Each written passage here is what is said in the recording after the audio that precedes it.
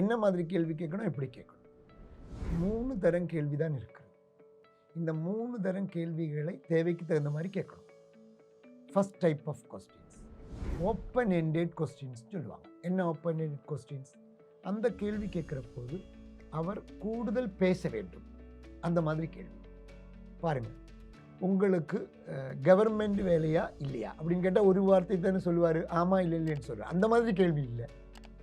Sir எந்த மாதிரி வேலை பண்ணுறீங்க அப்படின்னு கேட்டால் அவர் கூடுதல் பேசுவார். கஸ்டமர் கூடுதல் எக்ஸ்பிளைன் பண்ணுற மாதிரி கேள்விகளை கேட்க வேண்டும். அதான் ஓப்பன் எண்டட் கொஸ்டின்ஸ் அப்படின்னு சொல்லுவாங்க. சார் என்ன பண்ணுறீங்க சார், சார் உங்களை பற்றி கொஞ்சம் சொல்ல முடியுமா சார், இந்த மாதிரி கேள்விகள். அந்த மாதிரி கேள்விகளோட அட்வான்டேஜ் என்ன? அவர் நிறையா பேசுவார், கஸ்டமர் நிறையா பேசுவார். ஏன் கஸ்டமர் நிறையா பேசணும்?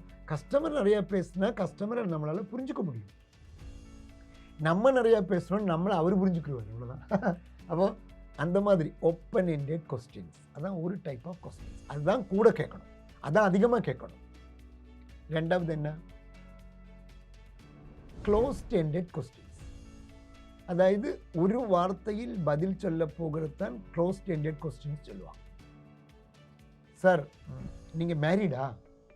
ஆமாம் இல்லைன்னா இல்லைன்னு சொல்லிடலாம். உங்கள் குழந்தைங்க இந்த ஸ்கூல்லையே சார் படிக்குது? ஆமாம் இல்லைன்னா இல்லைன்னு சொல்லலாம். உங்கள் ஊர் இந்த ஊரா சார்? ஆமாம் இல்லைன்னா இல்லைன்னு சொல்லிடலாம். அப்போ அந்த மாதிரி கேள்விகளை தான் க்ளோஸ்ட் எண்டட் கொஸ்டின்ஸ் சொல்லுவாங்க. அப்போ க்ளோஸ்ட் எண்டட் கொஸ்டின்ஸ் கம்மியாக தான் யூஸ் பண்ணணும். எப்போ யூஸ் பண்ணணும்? கன்ஃபார்ம் பண்ணுறதுக்காக. நீங்கள் இது தானே சார் சொன்னீங்க அப்படின்னு சொல்கிறதுக்காக அதை சொல்லணும். ஆனால் அதிகமாக கேட்க வேண்டியது ஓப்பன் எண்டட் கொஸ்டின்ஸ். அப்போ ஒன்று open ended question, 2 closed ended question. 3வது என்ன தெரியுங்களா? ஃபாலோ அப் கொஸ்டின்ஸ் அப்படிமா. என்ன ஃபாலோ அப் கொஸ்டின்ஸ்? நம்ம எதை பற்றி பேசிக்கிட்டு இருக்கோமோ அதை டெவலப் பண்ணுறதுக்காக திரும்ப திரும்ப கேட்குற கேள்வி தான் ஃபாலோ அப் கொஸ்டின்ஸ். அவர் சொல்கிறாரு, நான் எங்கள் ஊர் இந்த ஊரில், அந்த ஊர்லேருந்து நான் 5 வருஷத்துக்கு முன்னாடி வந்தேன். ஓ இங்கே வந்து 5 வருஷத்துக்கு முன்னாடி இங்கே வீடு இங்கே தான் சார் வாங்கினீங்களா அப்படின்னு நம்ம அந்த ஃபாலோ பண்ணி கேட்குறப்ப அவர் கூடுதல் எக்ஸ்பிளைன் பண்ணுவார். பார்த்தீங்களா? அதான் 3rd டைப் கொஸ்டின்ஸ். இந்த 3 டைப்பு கொஸ்டின்ஸும் மாறி மாறி கேட்கணும். கேட்குற போது தேவைக்கு தகுந்த மாதிரி கேட்டு அவர் கூடுதல் அவரை பற்றியும் அவர் தேவைகளை பற்றியும் பிரச்சனைகளை பற்றியும் பேசுகிற மாதிரி கேள்விகளை கேட்டுக்கொண்டே இருக்க வேண்டும்.